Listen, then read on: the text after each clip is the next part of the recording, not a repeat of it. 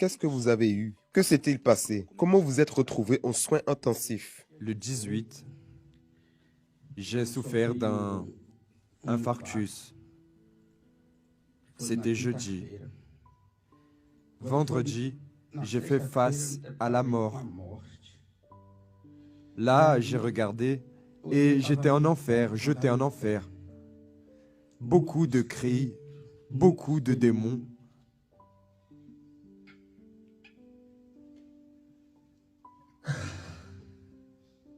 C'était très laid, pasteur, très laid.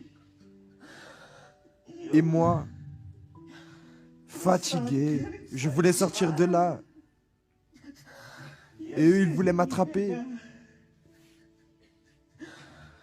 Ils essayaient de vous attraper. Ils ont essayé. Est-ce qu'à un moment, ils ont réussi à vous attraper? Ils m'ont attrapé, ils ont réussi à m'attraper. Et là, 2 anges sont apparus. Ils ne me disaient rien.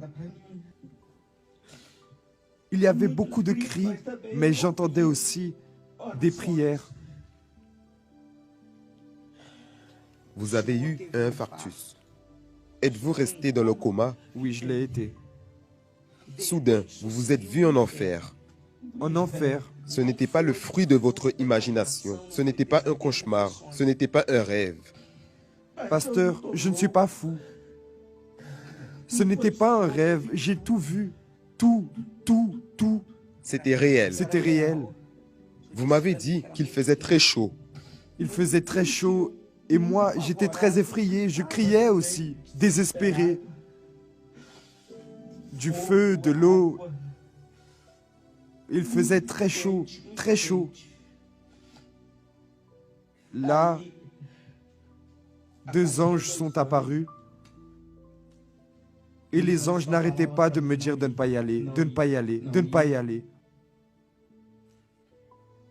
Jusqu'à ce que j'en suis arrivé à dire, Seigneur, je n'arrive pas à sortir d'ici, mais tu peux m'en sortir.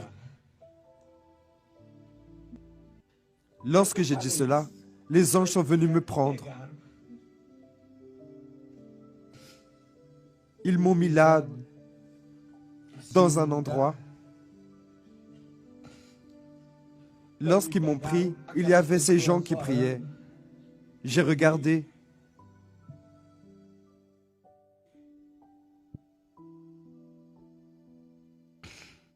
Il y avait les anges et l'ouvrière Sonia. Vous avez vu l'ouvrière. Que faisait-elle? Elle priait, clamait à Dieu. Pour moi. Vous avez vu l'ouvrière prier pour vous? Oui, pasteur. Une chose que je pensais, c'était que les ouvriers étaient seulement des personnes communes dans l'Église. Vous ne regardiez pas les ouvriers avec de bons yeux? Non, pasteur. Je leur disais bonjour, je les respectais, entre guillemets, mais je ne les ai jamais regardés avec de bons yeux. Et j'en profite. Je veux leur demander pardon à eux tous. Je ne les voyais pas. Je les regardais et pour moi, c'était des personnes quelconques. Je ne les ai jamais regardés avec de bons yeux, jamais. Il y a un moment où vous m'avez dit le suivant, que soudain, vous étiez aux soins intensifs et en esprit. Vous avez été ramené ici dans la Réunion. C'était dans la nuit du vendredi au samedi. Samedi, une chose que je n'ai jamais fait ici, dehors, c'était me préparer pour venir chercher Dieu. Mais là, à l'hôpital, je me suis préparé en esprit.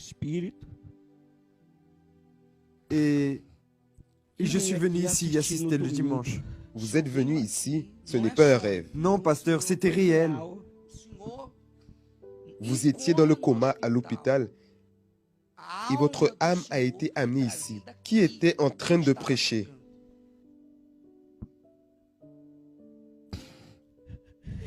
C'était Jésus qui parlait. Mais vous disiez tout ce qu'il parlait. Qu'avez-vous vu? L'église était remplie d'anges. Les ouvrières étaient des anges.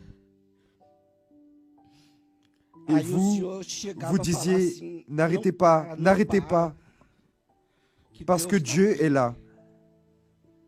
Mais lorsque vous disiez, n'arrêtez pas, ce n'était pas vous qui parliez, c'était Dieu. Vous étiez seulement l'un de ses instruments. Vous m'avez dit qu'il y avait beaucoup d'anges et une lumière plus forte. Une lumière plus forte. Je crois que c'était Jésus. Où se trouvait cette lumière? Elle allait de ce coin jusqu'à l'endroit où vous restez. Et il parlait? Il parlait et tout ce qu'il disait, vous le traduisiez. Alors, c'est comme si je prêchais ce qu'il voulait que je prêche. C'est cela même. Tout ce qu'il disait, vous le traduisiez. Pourquoi est-ce qu'au moment où vous m'avez raconté cela, vous avez été très ému?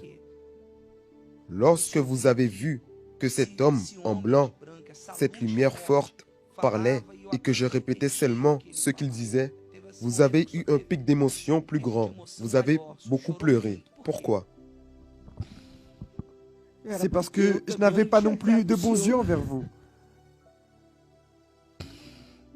Je vous voyais seulement comme un pasteur. Et Dieu me montrait au fur et à mesure tous les doutes que j'avais. Lorsque vous jouiez avec les autres pasteurs, je me disais, qu'est-ce que ce pasteur pense qu'il est? J'ai commencé à salir mes yeux vous concernant. Et je suis sorti de là révolté.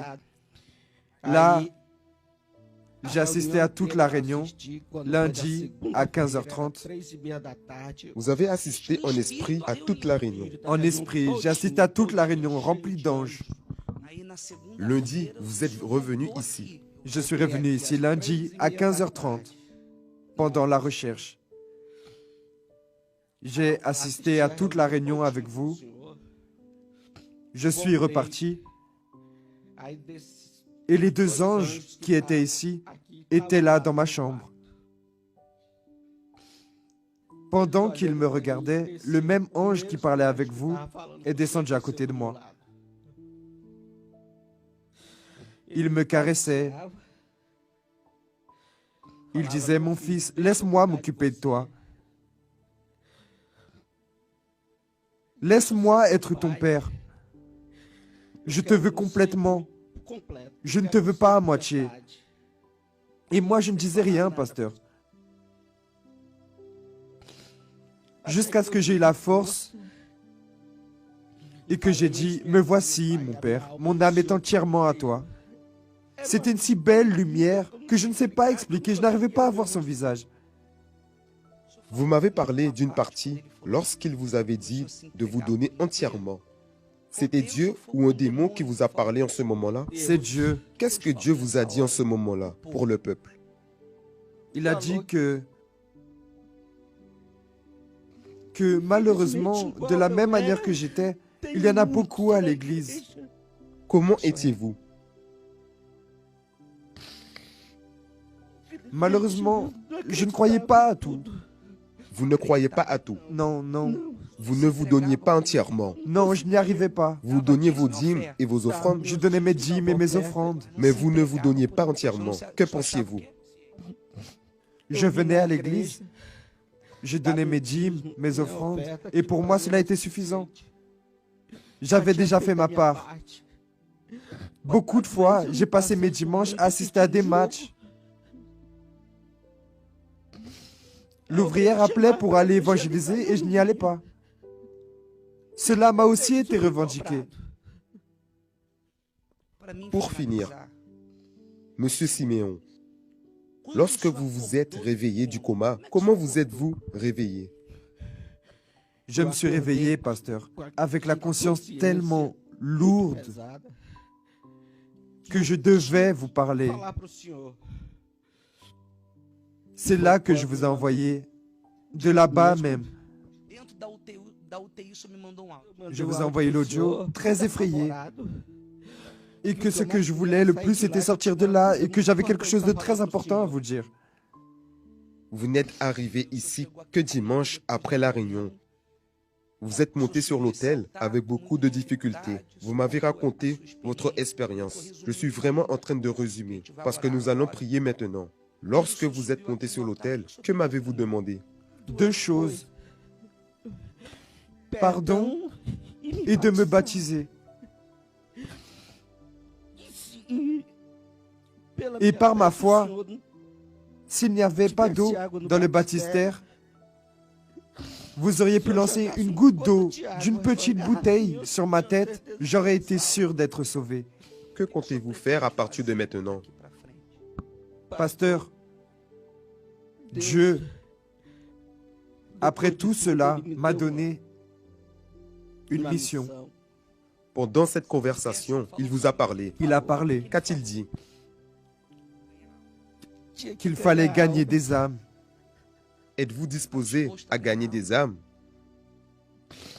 Je ne perdrai plus jamais une minute dans ma vie. Tout le temps que j'ai perdu dans l'église, pasteur. Combien de temps? 12 ans à l'église. Ce n'est pas un rêve que vous avez eu. Non, c'était réel. Vous avez vu l'enfer. J'ai vu l'enfer. C'était sombre. C'était ténébreux. Il y avait du feu. Ils étaient très laids. Les démons, ils étaient très laids. Vous avez dit que les démons ressemblaient à quoi? Vous voyez l'arbre, lorsqu'il est tombé. Comme ce type de racine-là, beaucoup de tumeurs. Des tumeurs, Des tumeurs, des cornes, des cornes et des vers. et ils essayaient de vous attraper?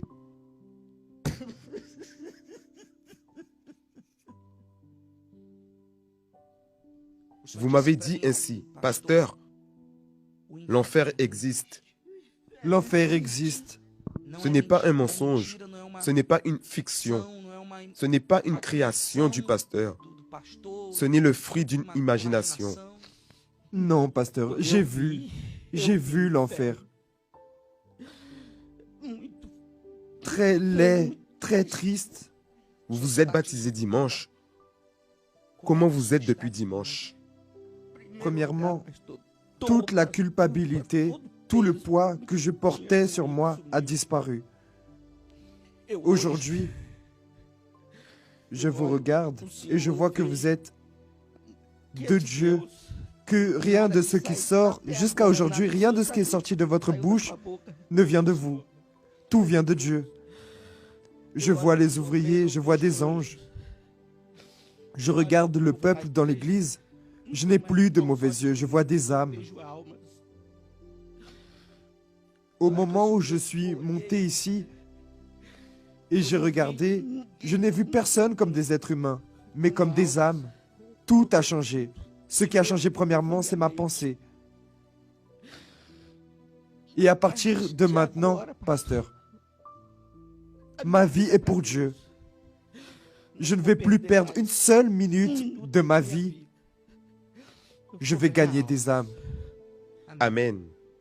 Applaudissez bien fort le Seigneur Jésus. Voulez-vous dire encore quelque chose? Que les ouvriers me pardonnent. Parce que j'ai beaucoup souffert. Et je sais qui ils sont maintenant. Je ne peux pas dire que je crois au Dieu d'Abraham, de Jacob, parce qu'ils sont déjà partis. Mais le Dieu que vous prêchez, je crois en lui, pasteur, parce qu'il est grand. De la même manière que le diable était vraiment laid, Dieu est vraiment beau. Plus jamais, pasteur, je ne perdrai du temps dans ma vie. Amen. Applaudissez bien fort le Seigneur Jésus.